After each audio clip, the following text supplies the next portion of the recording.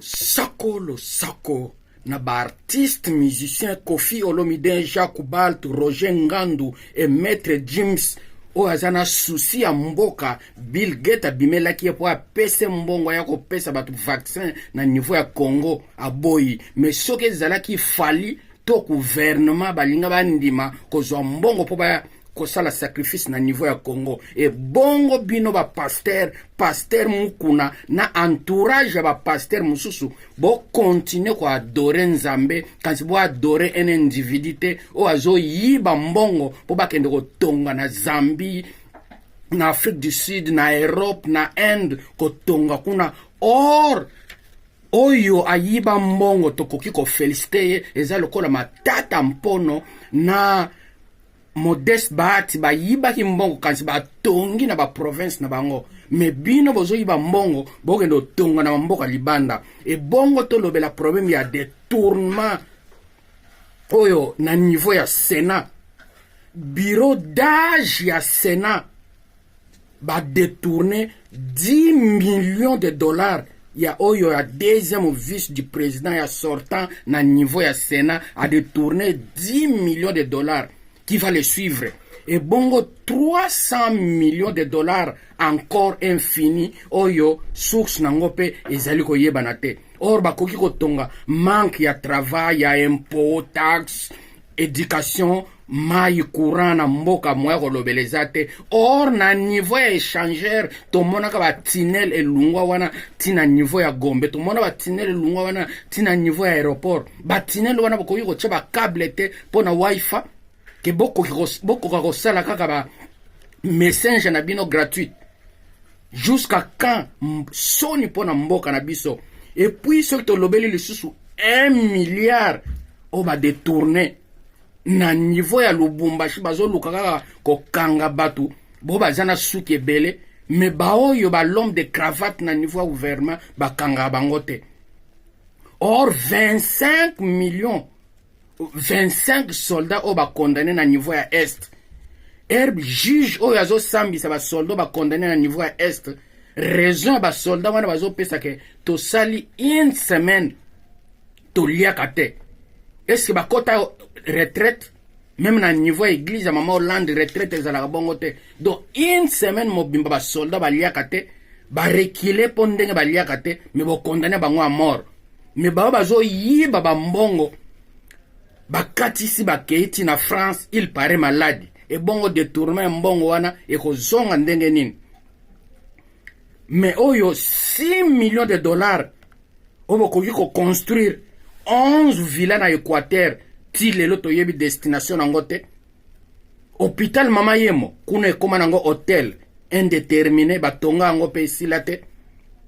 Or na bamboka o tozali na ville oyo nga nazali b'hôpital lokola Mama Yemo wana eza misato. Na ba ville mususu b'hôpital Mama Yemo wana eza lokola misato. De chaque ville b'hôpital wana eza misato mine.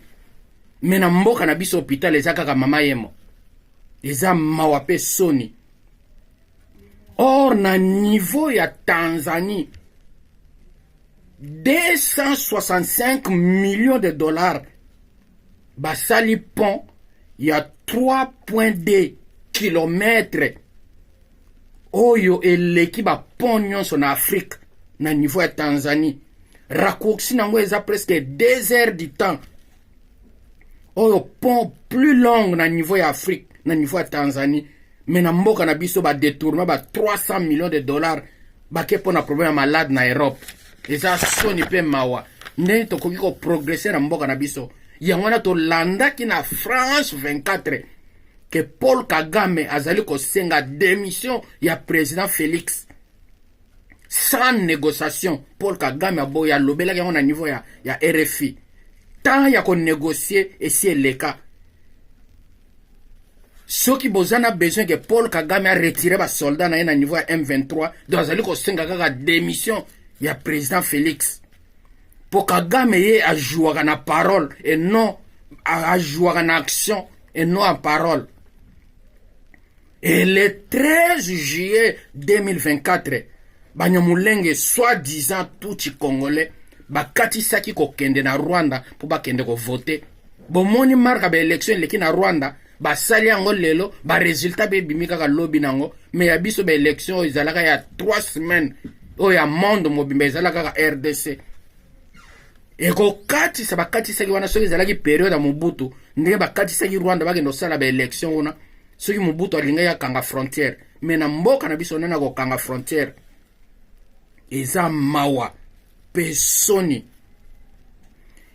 oyo gouvernement ministre ya urbanisme na ministre ya justice bokoki kobimisa loi teke soki na niveau ya gouvernement moto ayibi 3000 dollars condamné à mort nde tomonaki na Chine 1000 dollars condamné à mort mais na biso mpe bobimisa mpe loi wana ke 3000 dollars condamné à mort mais bozokende obimisaka baloi mosusu oyo ezali na niveau ya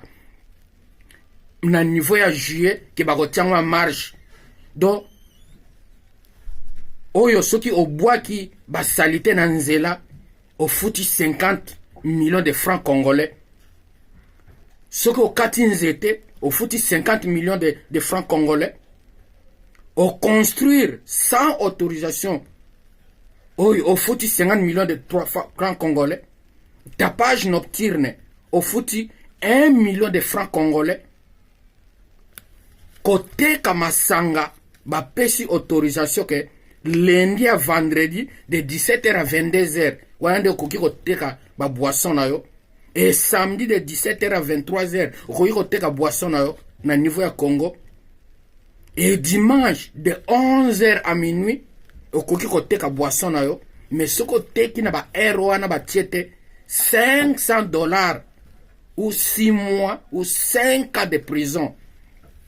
Et oyo mususu toko lobela problème ya niveau ya route na mboko tozali awa lungwa awa nazali na mboka oyo pokende okoma na ville mususu na lekaka na ba 2021 na monaka route ezalaka kaka moko mais na 2024 na kebeta tour lungwa kaka dirba pokende okoma Jobek ozomona ba nzela ya makadamu 5 voitures ekoki koleka 5 aller 5 retour epesinga souci pe mawa posa kolela est-ce que biloko bongo na mboka na biso koki kosala mate pour te population va se retrouver na mosala ya biso ezala kaka nzela oyo ya échanger ba nenyo se babuka ka makadamu na bango wana e bongo siko koti na niveau ya prison ya makala étouffement moko eza kuna do ba prisonnier bazolala na ba couloir ba prisonnier bazolala na toilette ba prisonnier bazokufa na niveau ya makala étouffement bokoki kotonga prison mosusu te na lekansele na ba ferme wana kuna prison kaka yango moko bazotia pe kaka ba innocent mais l'homme de cravate na niveau ya parlement ba melami kuna moye bakota prison ezate. Une information que vous avez ratée. Le bureau d'âge du Sénat a détourné près de 10 millions de dollars par le deuxième vice-président du bureau sortant, alors que le dossier de détournement de 300 millions de dollars n'est pas encore fini. Jusque-là, les jeunes manquent encore de travail, on n'est pas soutenu, les impôts, les taxes, pas d'électricité, les professeurs ne sont pas payés, les soldats et les policiers n'en parlons pas. Tout est devenu cher. Le meilleur choix pour la population, c'est de voyager. En tout cas, ne donnons plus confiance à nos dirigeants. Je vous explique ce qui se passe. Le bureau provisoire du Sénat a détourné les rémunérations de mai 2024 de tous les sénateurs et membres du bureau sortant. Donc, en seulement 7 mois, au moins 1 milliard de dollars si nous comptabilisons tous les vols autrement appelés détournement de nos dirigeants qui sont jusque-là tous libres, alors que les jeunes de Lubumbashi sont arrêtés pour cause cheveux longs. Voilà des personnes qu'on devrait arrêter. On continue. Selon les procès verbal de la remise et reprise fouillés ce 3 juillet par la rédaction de 7sur7.cd, le bureau sortant du Sénat, mené par le deuxième vice-président et président Sangouma, a laissé au bureau provisoire dirigé par Pascal Kinduelo 0,00 $ comme situation de trésorerie au 16 mai 2024. Les 15 pages de ce document renseignent plutôt dans la rubrique dossier à la chaîne des dépenses que les dossiers du Sénat pour les mois de mars et avril 2024 estimé à 30 milliards de francs congolais, donc